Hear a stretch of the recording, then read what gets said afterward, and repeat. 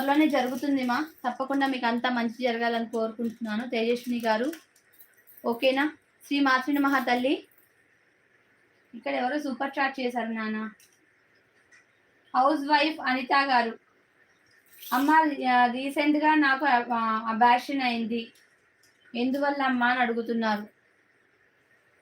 తల్లి అబార్షన్ అయింది అని అంటే చాలా మంది అంటున్నారు కదా, గ్రామ దేవతలు ఆకలి వేసినప్పుడు పిండాన్ని మింగేస్తున్నారు, అందుకోసమే అబార్షన్ అయింది అని చాలా మంది అపోహపోతున్నారు. ఏ తల్లి స్వరూపం కూడా, ఏ దైవ స్వరూపం కూడా బిడ్డని కడుపులో ఉన్న పిండాన్ని తనకు ఆహారంగా తీసుకోదు.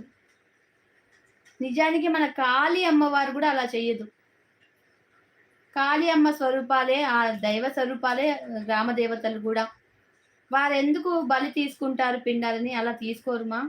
మీకు అబార్షన్ అవ్వడానికి కారణం మీరు వీక్గా ఉండడం, మీరు ఆరోగ్యకరమైన ఫుడ్ తీసుకోకపోవడం, మీరు అనారోగ్యంగా ఉండడమ్మా. మీరు రక్త బలహీనత అవ్వడం, పీసీఓడి ప్రాబ్లమ్స్ సరిగ్గా క్లియర్ అవ్వకపోవడం, గర్భసంచి వీక్గా ఉండడం, ఇలాంటి ప్రాబ్లమ్స్ వల్ల మీకు అబార్షన్ అయి ఉండొచ్చు.